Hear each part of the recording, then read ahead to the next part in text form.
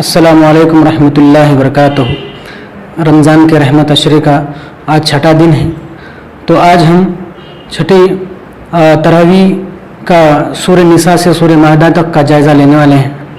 तो आज के इस अहम छठे पारे में की जानकारियाँ हम जनाब तौफीक असलम खान साहब से जानना चाहेंगे। नहमदुहु व नसल्ली अला रसूलिल करीम व अला आलिहि व सहबिहि अजमईन। आज छठे पारे के बारे में हम कुछ चीज़ें जानेंगे। इसमें सूरह निसा की 148 से लेकर 176 आयतें हैं और सूरह माइदा की 1 से लेकर 82 आयतों तक का है। तो पहले सूरह निसा के बारे में है कि अल्लाह तबारक व तआला किसी बुरे कौल को पसंद नहीं करता, यानी गाली वगैरह को, मगर ये कि किसी पर जुल्म किया गया हो और उसकी ज़बान से कोई बुरी बात निकल गई तो इसका कोई पकड़ नहीं है। भलाई चाहे तुम खुल्लम खुल्ला करो या छुपा कर करो, या किसी बुराई को तुम माफ़ कर दो, बेशक अल्लाह तबारक ताला जानने वाला है। कुछ लोग ऐसे हैं जो अल्लाह उसके रसूल में फ़र्क करना चाहते हैं या रसूलों के दरमियान भी फ़र्क करना चाहते हैं, तो ऐसे लोग काफिर हैं और इन्हें ज़िल्लत का अज़ाब दिया जाएगा। जो नहीं करते फ़र्क और सारे रसूलों को एक जैसा मानते हैं और अल्लाह रसूल में भी कि अल्लाह की इताअत जो है वह रसूल की इताअत में है, तो ऐसे लोगों को बड़ा अज्र मिलेगा।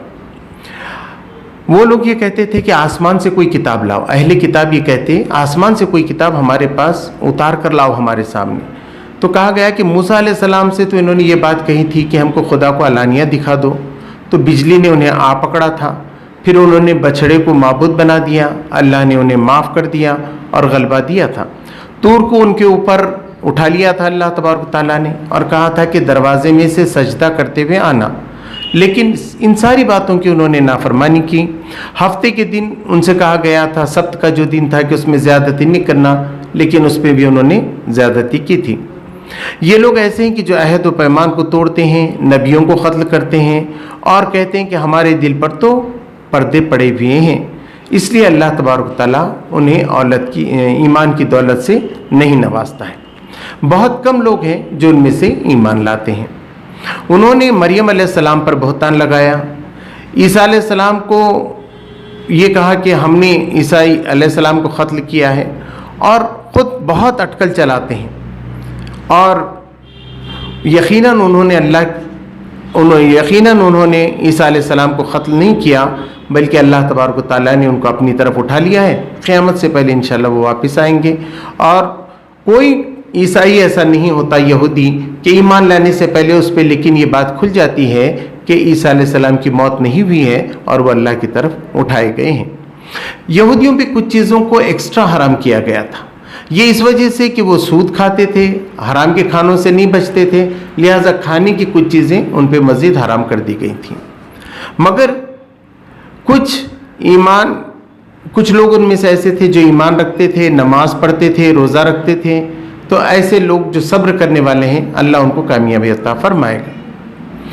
उन्होंने ये बात कही थी कि अल्लाह के रसूल सल्लल्लाहु अलैहि वसल्लम को बताया जा रहा है कि आपकी तरफ जो वही भेजी जा रही है, ऐसी वही इब्राहीम अलैहिस्सलाम, इस्माईल अलैहिस्सलाम, ईसाक अलैहिस्सलाम, याकूब अलैहिस्सलाम और उनके औलाद पर, और यूनुस अलैहिस्सलाम, हारून अलैहिस्सलाम, सुलेमान अलैहिस्सलाम और दाऊद अलैहिस्सलाम को ज़बूर दिया गया था। यानी ये पहला वाक़या नहीं है, तमाम नबियों पे वही भेजी गई थी, ऐसी तुम पर भी जो है वही भेजी जा रही थी।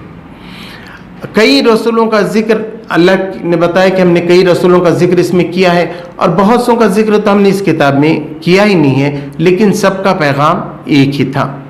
फिर ये बात बताई गई थी कि अल्लाह के ईसा अलैहिस्सलाम के साथ जो है अल्लाह और एक रूह, ऐसे तीन चीज़ें ना बनाओ, बल्कि अल्लाह एक ही है और ईसा अलैहिस्सलाम उसके पैगंबर थे। ईमान वालों को अज्र और का वादा किया गया है और उनसे ये बात कही गई है कि ईसा अलैहिस्सलाम ये कहते थे कि मुझे इबादत करने में कोई शर्म नहीं आती और न फरिश्ते इस बात में आर महसूस करते हैं कि हम अल्लाह के बंदे हैं, बल्कि बहुत खुशी से वो सब इबादत करते हैं। तो अल्लाह ईमान वालों को अज्र भी देगा और फजल भी अता फरमाएगा। इसके बाद आखिर में एक कलाला, यानी जिसके माँ बाप भी ना हो और उनके बच्चे भी ना हो, तो उसकी विरासत कैसी तकसीम करना चाहिए, उसका एक मसला था, उसको हल कर दिया गया और इस पर पूरी सूरह निसा ख़त्म होती है। अब सूरह माइदा शुरू होती है। मायदा के मानी दस्तरखान के हैं। इसमें बताया गया है कि एहराम जो बांधते हैं हज के लिए, तो उस वक्त फिर शिकार करना तुम्हारे ऊपर हराम कर दिया गया है। फिर ये कहा गया कि नेकी और भलाई के कामों में तुम सबका ताउन करो और गुनाह और ज़्यादती के कामों में तुम किसी का भी ताउन न करो।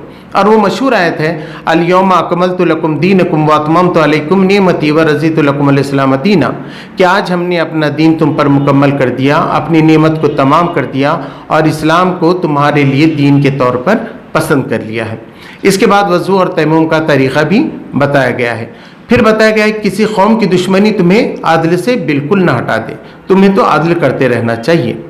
फिर अल्लाह तबारक ताला ने बताया कि हमने तुमको लोगों से बहुत बचाया है, और बताया कि बनी इसराइल को तो हमने कितनी नेमतें दी थीं और उनसे कहा था कि तुम नमाज कायम करो, ज़कात का एहतमाम करो, लेकिन उन्होंने नाफरमानी की। उन्होंने किताब का बड़ा हिस्सा भुला दिया, बात को बदलते हैं और हर वक्त उनकी किसी न किसी खियानत के बारे में तुम्हें मालूम होता है। नसारा के बारे में बताया गया है कि उन्होंने भी किताब का एक बड़ा हिस्सा भुला दिया है, तो तुम्हारे और उनके अल्लाह तबारक ताला ने ईसाइयों के आपस में जो है ना बोझ डाल दिया है, क्योंकि उन्होंने अल्लाह की किताब को भुला दिया। अब अल्लाह की तरफ से हिदायत और नूर आ गई है, यानी ये कुरान मजीद आ गई है, तो इसकी पैरवी का हुक्म यहूदियों को भी कहा गया है, ईसाइयों को भी कहा गया और मुसलमानों से कहा गया है कि तुम सब मिलकर इसकी पैरवी करो। और जो कोई रज़ा चाहता है अल्लाह तबारक ताला की, वो इसी के ज़रिए से पूरी कर सकता है। अल्लाह उसे हिदायत और सलामती के रास्ते दिखाता है जो इस किताब की पैरवी करता है और अंधेरे से रोशनी में निकाल लाता है, और अल्लाह बताता है कि यही सही रास्ता है।